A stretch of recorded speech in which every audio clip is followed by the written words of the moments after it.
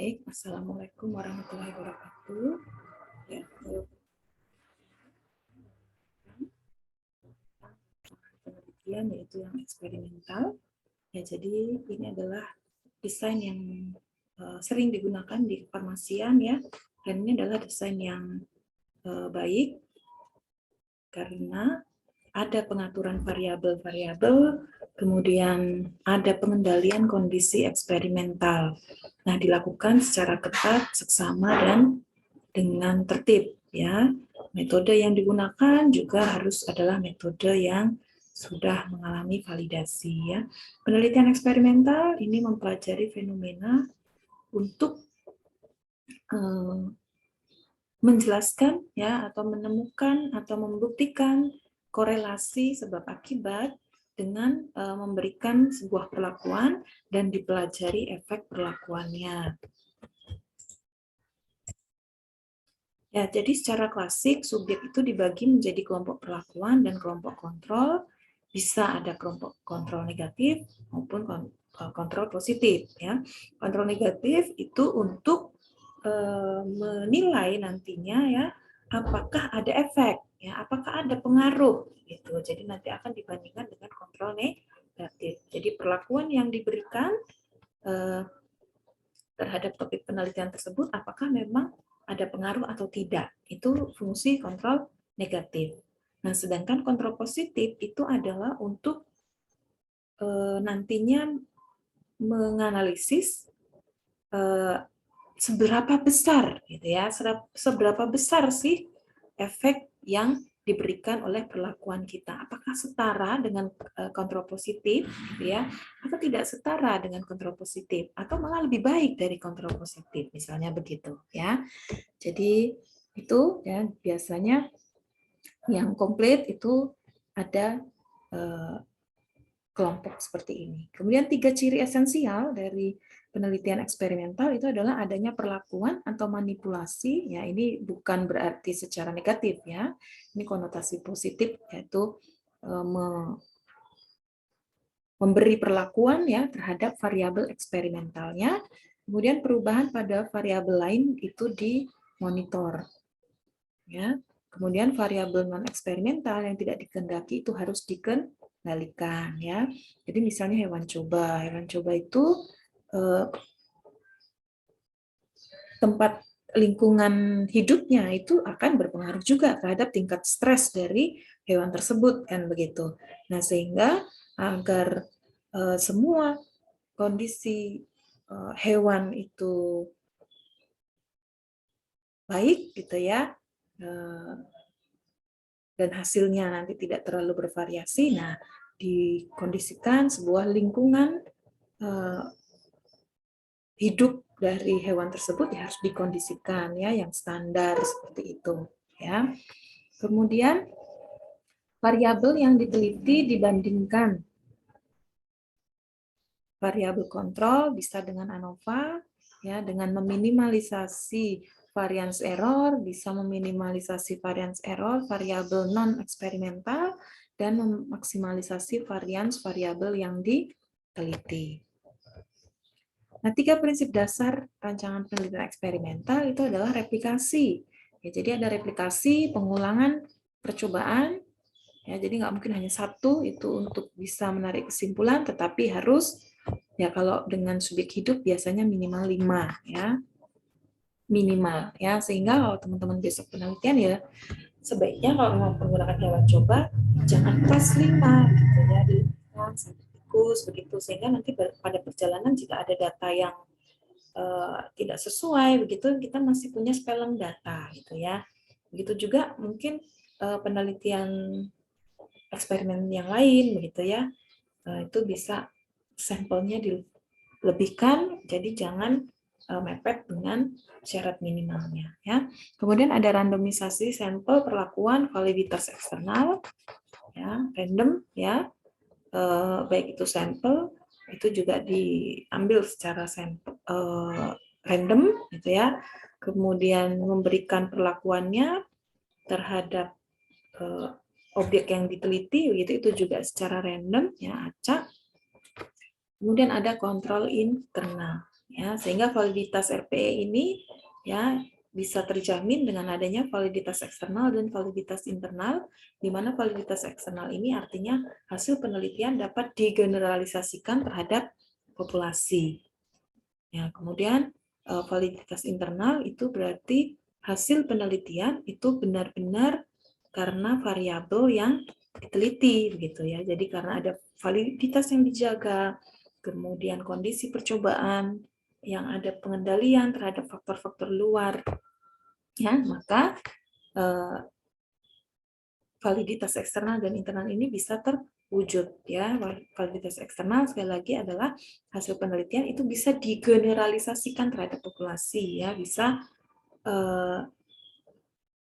misalnya kita meneliti daun pepaya begitu ya, meskipun kita melakukan sampling begitu, tetapi ini juga berlaku terhadap daun pepaya yang lain ya, di penggeneralisasian. Kemudian validitas internal berarti hasil penelitian itu benar-benar hasilnya benar gitu ya, karena ada variabel yang kita teliti itu yang memang menyebabkan efek tersebut. Kemudian RPE memiliki informasi paling lengkap, validitas internal dan validitas eksternal. Kemudian bobot penelitian ditentukan seberapa mendekati rancangan penelitian eksperimental ya, sehingga ini ada jenis-jenis penelitian eksperimental, yaitu apa? Ada penelitian pra-eksperimental, ini artinya syarat dari RPE itu yang terpenuhi hanya sedikit atau tidak memadai atau tidak ada kontrol. Ya, kemudian ada penelitian eksperimental semu atau kuasi. Ini juga karena ada beberapa syarat yang tidak terpenuhi semua, ya. Tetapi di formation yang ini jarang. Ya, yang nomor 2. Ya, nomor 1 itu biasanya untuk orientasi, gitu ya, yang belum menggunakan kontrol atau penelitian langsung ke manusia, misalnya begitu, tetapi masih dalam taraf awal, gitu ya. Kemudian yang ketiga adalah true experimental research atau rancangan penelitian eksperimental yang sebenarnya.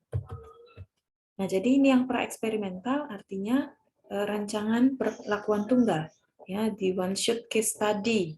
Ya, jadi hanya kita memberikan perlakuan ya terhadap subjek uji kita, itu ya, kemudian nanti dilakukan pengamatan. Di sini tidak ada kontrol, tidak ada pengendalian, tidak ada random subjek dan sampelnya, ya, sehingga ini sebenarnya bukan RPE yang sesungguhnya. Ya, tetapi kita memberi perlakuan, tetapi hanya terhadap satu kelompok saja, ya, tidak ada kelompok kontrolnya. Kemudian rancangan perlakuan ulang, ini one group pretest design, artinya awalnya diberi observasi dulu, kemudian kita beri perlakuan, kemudian dilakukan observasi setelah perlakuan. Ya. Kemudian ini tidak ada kontrol, kemudian tidak ada pengendalian, tidak ada random subjek dan sampel. Ini juga sebenarnya bukan RPE sesungguhnya. Kemudian ada rancangan perlakuan statik. Nah, ini di static group comparison ya. Jadi hampir ada randomnya, tapi karena mungkin keterbatasan sampel gitu ya, atau keterbatasan subjek yang ada gitu, sehingga ini tidak terpenuhi secara optimal ya. Nah, ini makanya disebut dengan pra-eksperimental. Jadi ini biasanya penelitian-penelitian di tahap awal ya. Kemudian rancangan eksperimental semu ya, ini tidak saya bahas secara detail begitu karena ini jarang ya di penelitian di bidang kita. Ya, jadi intinya ini ada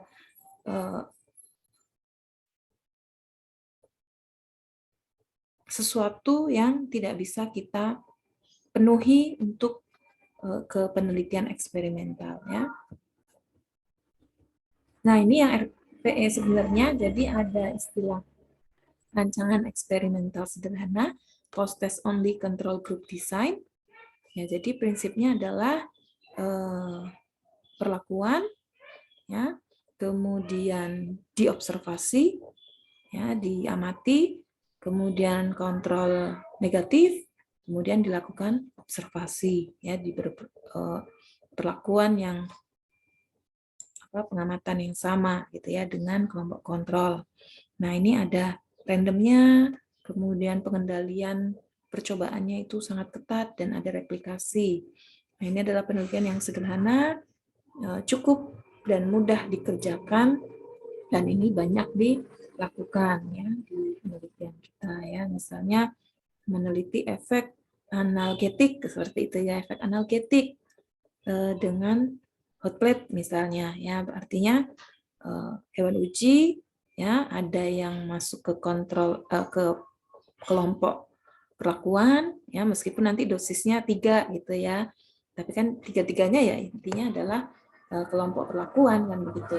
Kemudian ada kelompok kontrol negatif ya, jadi setelah di kelompok perlakuan itu diberi bahan percobaannya dalam durasi waktu tertentu, diberi hot plate panas, kemudian bagaimana respon dari hewan tersebut nanti dibandingkan dengan kontrol negatif ya. Sedangkan rancangan eksperimen ulang itu adalah randomized control group pretest post-test design. Ya, ini hampir semua variabel luar dan sumber invaliditas itu dikendalikan. Ini pengembangan dari rancangan eksperimental sederhana. Ya, rancangan penelitian sederhana. Ya, jadi sebelum diberi perlakuan itu diobservasi terlebih dahulu ya. Misalnya apa? Kalau di bidang kita ya uji glukosa darah katakanlah ya, efek anti diabetes pada suatu tanaman ya. Jadi sebelum ya, bahkan itu beberapa kali kan pengecekan gula darahnya ya. Jadi sebelumnya dicek semua, kemudian setelah itu diinduksi ya, itu masih di proses sebelah sini ya, diinduksi, kemudian setelah diinduksi supaya kadar gula darahnya atau mengalami diabetes diukur lagi ya. Nah, itu yang sebagai observasi. Jadi setelah mengalami diabetes gitu ya, berapa kadar gula darahnya, baru setelah itu diberi perlakuan ya terhadap bahan penelitian kita, baru setelah itu dalam durasi waktu tertentu, misalnya setelah 2 minggu atau per berapa hari begitu, nanti diamatin lagi ya. Jadi sebelum di perlakuan diamati, setelah diberi perlakuan ada pengukuran parameter ya. Kemudian ada rancangan eksperimental Solomon atau randomized Solomon for group design. Ya, jadi kalau ini kelompoknya itu ada yang post-test, pretest post-test, tapi ada juga yang kelompok post-test saja ya. Ya, diujinya ya. Ini jarang ya di penelitian kita ya. Pengembangan RP sebelumnya semua variabel dikendalikan, subjek uji dibagi menjadi 4, tapi kalau ada variasi tertentu ya tentunya lebih besar dari itu. Kelompoknya tidak praktis dan tidak ekonomis. Kemudian ada rancangan faktorial atau faktorial design. Jadi 2 faktor, 2 kategori. Ya, ini rancangan faktor 2x2. Misalnya 3 faktor, kategorinya 2, maka ini rancangan faktor 3x2. Ya. Dan seterusnya ya. Misalnya ini variabel eksperimentalnya ada 2 macam, yaitu roborensia dan tonikum. Ini efek gitu ya, roborensia dan efek tonikum. Kemudian variabelnya itu adalah dari aspek alat elektronik. Ya, ada 3 macam. Yaitu alat terapinya elektroterapi, hidroterapi, mekanoterapi. Nah, ini mau dicek variabel tergantungnya itu adalah kesembuhannya bagaimana. Ya, jadi ini diberi bahan roborensia, diberi tonikum, seperti itu, kemudian kombinasi alat terapinya, ya, alat elektroniknya, kemudian yang dicek adalah kesembuhannya bagaimana ya. Jadi misalnya ini kelompok 1, ini A dan B1, kemudian A dan B2, A dan B3. Jadi diberi roborensia, diberi mekanoterapi. Kemudian ini tonikum ya dengan alat elektroterapi, tonikum dengan hidroterapi, tonikum dengan mekanoterapi, itu hasilnya akan mana yang lebih baik dari 6 perlakuan itu ya.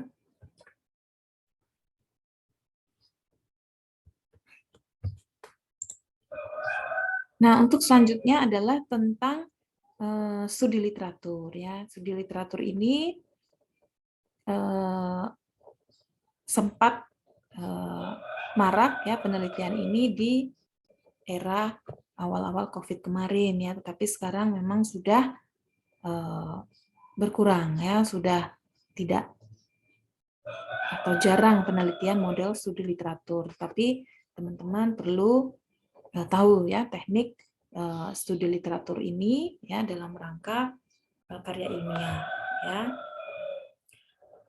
Jadi nanti silakan materi ini dibaca sendiri ya untuk teman-teman paham tentang apa itu studi literatur, kemudian teknik membuatnya, langkah-langkah membuatnya, ya template yang ada ya dalam menyusun sebuah studi literatur. Ya, materi ini tidak terlalu rumit, ya, bisa dibaca per masing-masing ya. Jadi ini ada beberapa jenis ya, literatur review, ada narrative review, systematic mapping study, systematic literatur review, kemudian ada tertiary study ya.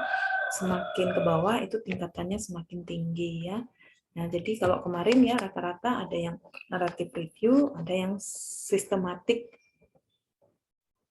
mengarah ke SLR begitu, tapi D3 memang agak susah ya untuk mencapai sebuah review yang baik begitu, sehingga memang tidak maksimal juga beberapa teman-teman yang melakukan review ini ya. Jadi hanya sekedar mengambil nempel dari jurnal-jurnal, nah itu belum review yang baik dan benar. Nah di sini ada trik, cara, ya jenis-jenisnya, contoh ya ada di sini. Nanti bisa silakan kalian lanjutkan dengan membaca.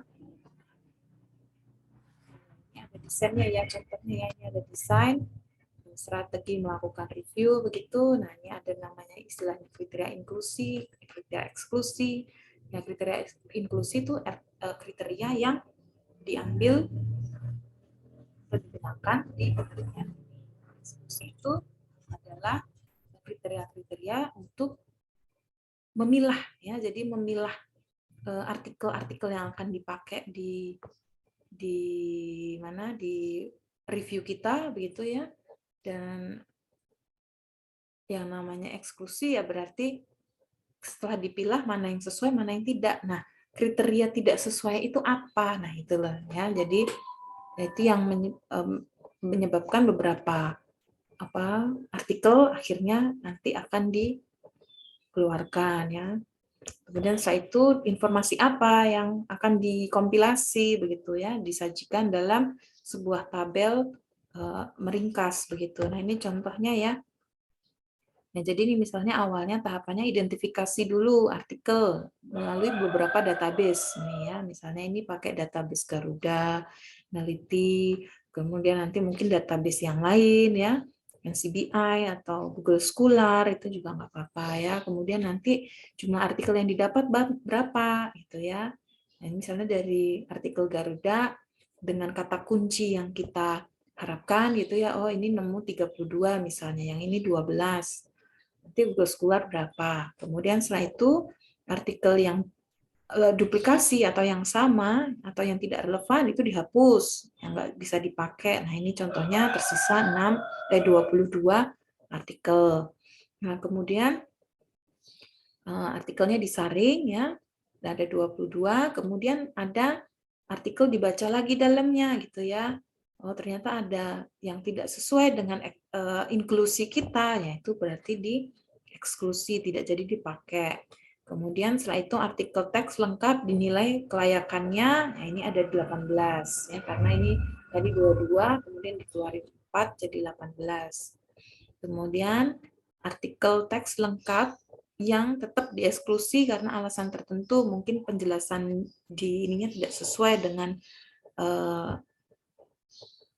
konteks review kita gitu ya, akhirnya nggak dipakai lagi. Nah itu ya, dan seterusnya. Nah sehingga ini akhirnya contohnya di penelitian ini ada 4 itu untuk membahas tentang topiknya dari aspek kualitatif, yang ini dari aspek kuantitatif misalnya begitu ya. Nah, jadi 14. Nah, jadi kalau topiknya misalnya mereview tentang tanaman begitu ya, nanti bisa dipilih yang tentang topik kandungan, artikel ini yang tentang topik tentang farmakologinya, pakai 20 artikel misalnya begitu. Tentang toksisitasnya misalnya, ada 6 artikel. Nah, seperti itu. Jadi dirinci di paling bawah ini. Nah, ini Prisma ini banyak digunakan ya. Oke. Nah, atau ini yang secara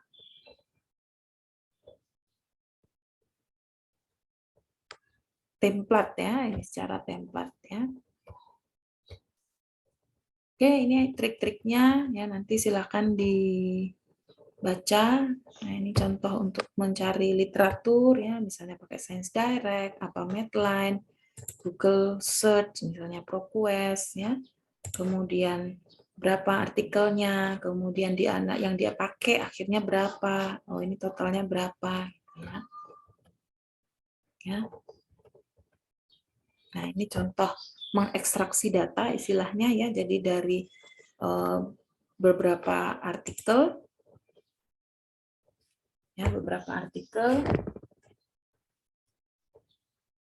itu dikompilasi ya, disajikan dalam satu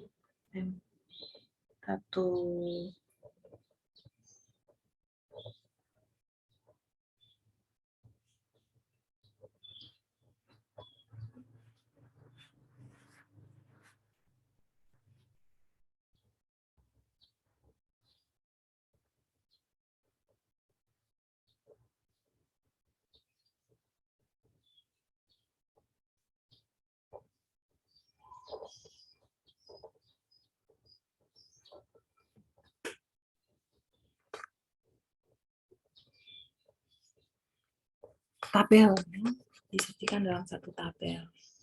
Ini contoh-contohnya ya. Ya, ini contoh yang lain ya. Nah, terkait template, gimana cara menuangkan penulis itu bisa berbeda-beda ya. Kalau ini dengan sistem nomor, kalau yang ini dengan sistem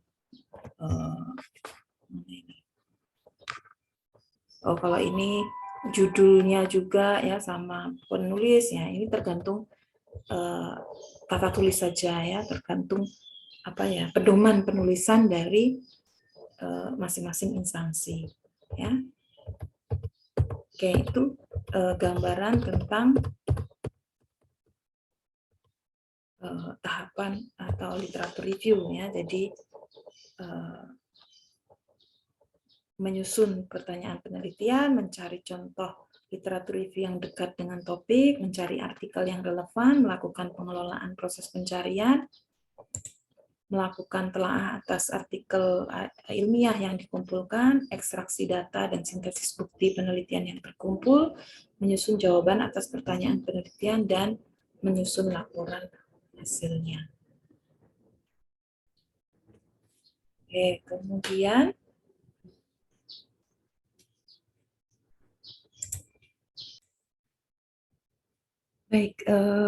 kemudian materi selanjutnya adalah tentang tata cara dan format penulisan karya tulis ilmiah. Ya, jadi di sini sudah detail begitu ya, apa saja bagian-bagian, kemudian bagaimana cara format penulisannya. Nah, di materi PPT yang saya share itu sudah versi update begitu ya. Tapi untuk penjelasan nanti silahkan teman-teman menyimak video ya, video. Tapi memang video tersebut ada beberapa hal yang belum update ya. Jadi trik untuk mempelajarinya adalah teman-teman adalah buka PPT yang saya share sambil dibaca, sambil mendengarkan video begitu ya. Jadi kalau memang ada kalimat yang ada yang tertulis di PPT itu ada tambahan begitu ya, nah itu berarti sudah update-nya ya. Kemudian di video tersebut juga contoh yang ada di videonya itu tentang skripsi, tapi prinsipnya kan sama ya, konsep tata tulisnya hampir sama ya, tinggal mengganti skripsi dengan karya tulis ilmiah, intinya begitu. Kemudian ya, jadi teman-teman patokan utamanya adalah PPT yang saya share, kemudian Word yang saya share juga ya, di situ ada Word template proposal dan laporan KTI yang saat ini berlaku. Nah, nanti bantu ya secara audio menggunakan video yang saya share ya. Jadi mungkin di slide itu ada, di slide yang saya share itu ada tambahan-tambahan ketentuan ya, atau lebih detail misalnya. Tapi mungkin pada saat di audionya, yang di suara penjelasan di videonya itu tidak disampaikan di situ gitu. Nah, teman-teman harus tahu itu ya. Silakan ini nanti dipahami template ini, kemudian nanti tugas untuk berikutnya ya, yaitu topik yang sudah teman-teman rancang di pertemuan-pertemuan sebelumnya ya. Jadi ada judul dan lain sebagainya. Nah, itu dituangkan dalam template Word ya. Jadi dimasukkan ke dalam template Word.